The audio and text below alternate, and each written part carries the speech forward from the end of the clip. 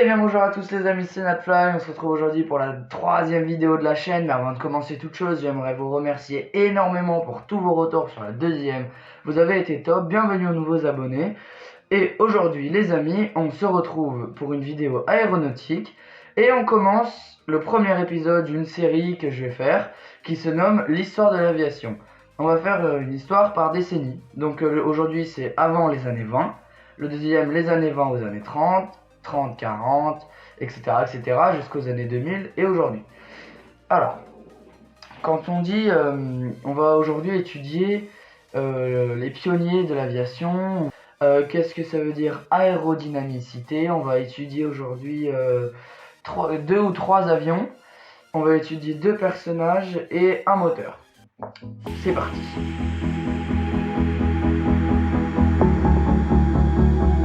On commence avant les années 20. Petite introduction, on y va. Dans les années 1880, débute une période d'intense activité dans la recherche aérodynamique. Alors là, on arrive sur un thème de la vidéo. Qu'est-ce que ça veut dire aérodynamique? Alors l'aérodynamisme, c'est une science qui analyse le comportement des gaz en mouvement ainsi que l'interaction entre l'air et les objets qui s'y déplacent. D'audacieux pionniers conçoivent des planeurs faits de bois et de toile et risquent leur vie pour approfondir leur connaissance du vol. En 1909, Louis Blériot traverse la Manche sur un monoplan doté d'un moteur 3 cylindres et d'un manche presque similaire à ceux utilisés aujourd'hui. La Première Guerre mondiale, que l'on va étudier dans cet épisode, dope cette industrie naissante qui doit alors privilégier des modèles plus robustes et plus manœuvrables. Donc voilà pour la petite introduction, ça parle un petit peu de ce qu'on va étudier aujourd'hui. Premier point de cette vidéo, les objets plus légers que l'air. Ce n'est pas à bord d'un avion que l'homme découvre le vol, mais à bord d'un engin plus léger que l'air, c'est-à-dire soit des ballons, donc gonflés de gaz léger ou d'air chaud. Des gaz légers, je parle d'hélium principalement, ou d'hydrogène, soit de gros dirigeables profilés et motorisés. La France balise le chemin, comme on le verra ci-après, mais elle se fait doubler à l'approche de la Première Guerre mondiale par l'Allemagne, qui fait de ses engins volants une arme. Car oui, effectivement, la France va être la première puissance aéronautique à faire des dirigeables, mais elle va se faire doubler par l'Allemagne avec ses Zeppelins, donc ces énormes ballons dirigeables qui s'affichent sur votre écran, vous voyez, motorisés, où on peut bombarder, mais on va voir qu'ils vont se rendre très vulnérables en mi-1917, car l'invention des balles explosives va les faire exploser, puisque l'hélium est un gaz extrêmement inflammable. C'est en 1783 que le premier vol habité de l'histoire de l'humanité a lieu. Ce sont les frères Montgolfière qui réalisent un vol à partir de ce ballon le 21 novembre 1783. Ils effectuent un vol de 25 minutes. Ensuite, on a beaucoup d'inventions comme des ballons Montgolfière équipés de rames avec l'espérance de pouvoir avancer. Bien sûr, ça ne marchera pas, puisqu'on s'en doute bien, ce n'est pas possible.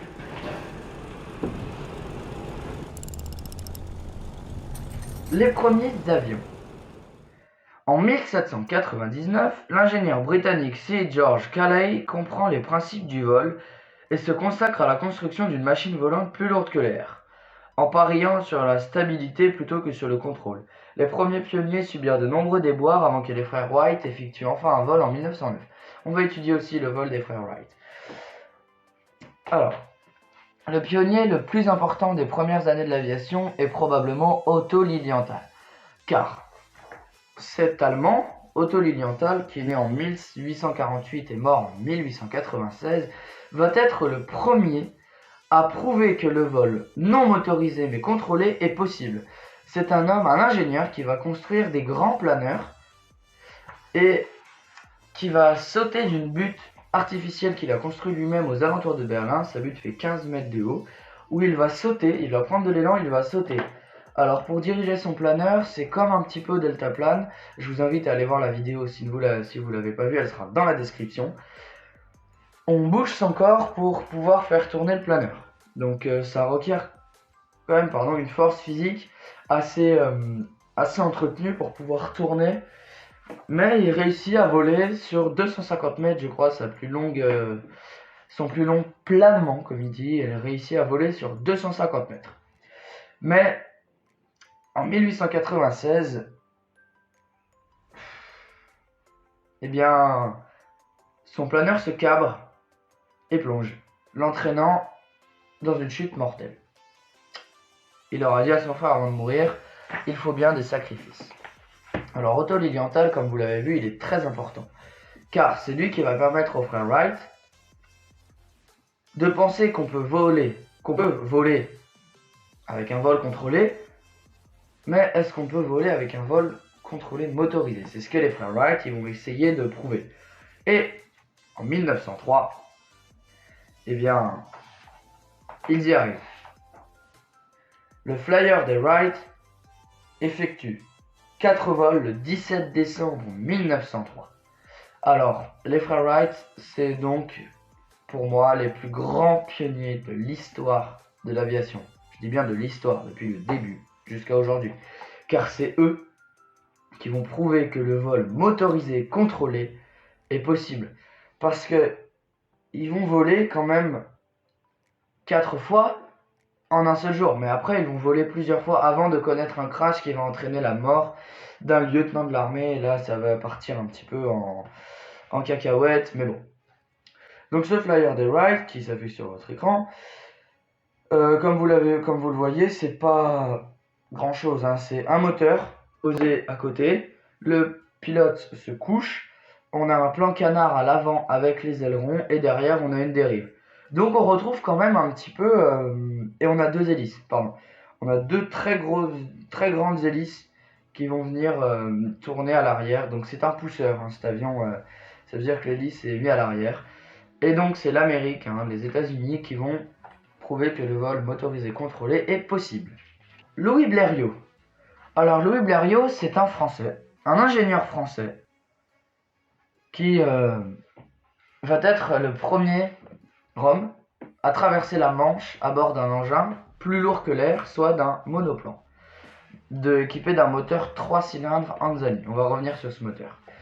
Pour traverser la Manche, il va voler sur le Blériot X1, qui est, on peut dire, le premier avion vendu en série, car dans les 2 mois, des centaines d'avions vont être commandés en fait. Alors Louis Blériot, donc, c'est le premier homme à traverser la Manche en 38 minutes, et donc il va inciter pas mal de gens à se mettre à l'aviation. Donc son avion, comme vous le voyez, c'est de la toile, des suspensions en Sandow, donc c'est assez rude quand même pour atterrir. Il a des ailes elliptiques, donc on les retrouve sur le Spitfire, mais là elles sont en toile, et au lieu d'être droites, elles sont courbées comme ça, pour pouvoir prendre la prise d'air, car l'air du dessus doit aller plus vite que l'air du dessous, pour permettre à l'avion d'avoir de la portance et pouvoir voler. Mais on retrouve les instruments dans le Blériot X1 les instruments qu'on va retrouver dans la 380 qui se trouve juste au-dessus de ma tête. Est-ce qu'on le voit bien? Là-haut, il y a un A380 là-haut. On va retrouver, pas exactement les mêmes, mais on va retrouver les mêmes principes. On va retrouver le même principe du palonnier qui va permettre d'activer la gouverne de queue pour pouvoir tourner. On va retrouver la cloche qu'on retrouve dans les avions. Donc la cloche en fait c'est le manche, hein. Donc quand vous faites ça, ça monte, quand vous faites ça, ça descend, quand vous faites ça, ça va à gauche, quand vous faites ça, ça va à droite. On retrouve dans ce Blériot un pressiomètre à huile, donc ça c'est pas ouf, et on retrouve le bouton on-off du moteur et une pompe à carburant. Alors dans côté confort, dans le Blériot X1, c'est pas ouf, hein. On prend toutes les intempéries, donc s'il pleut, on se prend la pluie sur la tête, s'il y a du vent, on se prend le vent sur la tête, c'est horrible. On a le réservoir de carburant presque posé sur ses genoux, et on a les gaz d'échappement du moteur qui viennent un petit peu dans la tête.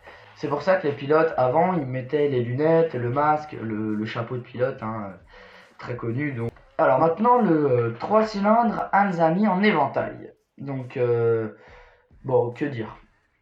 On va parler de ce moteur surtout pour sa capacité à éviter la surchauffe. Parce que Anzani, à la base, c'est un constructeur de moteurs de moto. Donc le moteur de moto, il ne doit pas tourner à plein régime tout le temps. Alors que là, ce moteur, oui. On ne connaissait pas encore le principe de baisser les gaz, monter les gaz. Ça, on ne savait pas faire encore. Sur un avion, en tout cas. Donc le moteur devait tourner à plein régime tout le temps. Ce qui fait qu'il surchauffe.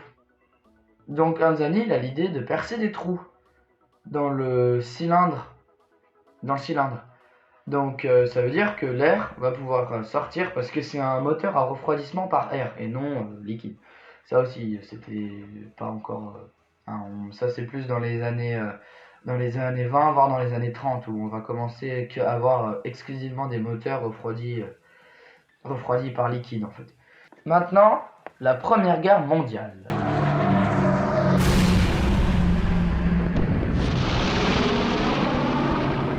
Alors, comme je l'ai dit dans l'introduction, la Première Guerre mondiale va doper cette industrie qui naît, l'industrie de l'aviation, parce que les premiers chasseurs sont extrêmement vulnérables, mais les constructeurs vont donc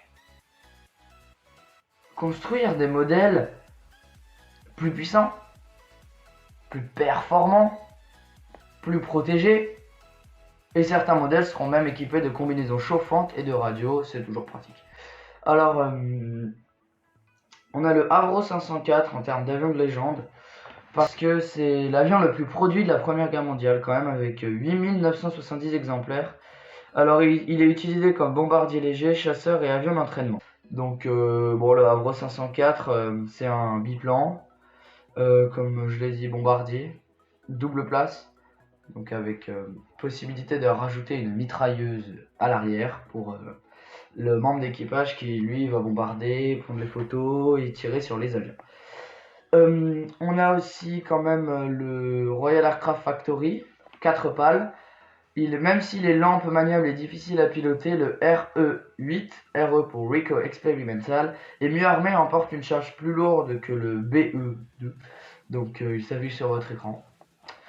Et en termes d'allemand, on a le Junker J4, donc le premier avion biplan entièrement construit en métal, donc ce qui lui rend un blindage de 5 mm, ce qui le rend très solide. On pourra même le surnommer le char des airs de la Première Guerre mondiale, puisqu'il est extrêmement solide. Ensuite, dans les chasseurs monoplan, là on a pas mal d'avions qui sont très intéressants. On aura le Fokker DR1, donc la monture préférée de Manfred van Richthofen. Donc c'est comme vous pouvez le voir sur votre écran, c'est un triplan qui est inspiré du Spotwitch triplan, qui est lui-même inspiré du Spotwitch Pup, qui est lui-même inspiré du Spotwitch Camel. Le Camel, c'est je pense l'avion le plus performant de la Première Guerre mondiale, car c'est lui qui va abattre le plus d'avions ennemis. Ce qui est quand même bien, avec un nombre d'exemplaires de 5490 construits pendant la guerre, ce qui est tout à fait raisonnable. Et on a bien sûr le Royal Aircraft Factory RAF SE5A, qui est l'avion qui va permettre de reprendre le contrôle aérien à partir de la Mi-17 et jusqu'à la fin de la guerre. C'est un avion qui est une plateforme de tir exceptionnelle, puisqu'il est plat, comme vous pouvez le voir. Donc il a le nez plat. Il a 2 mitrailleuses donc sur les ailes, ce qui est très pratique, comme ça vous risquez pas de les prendre les douilles dans la tête.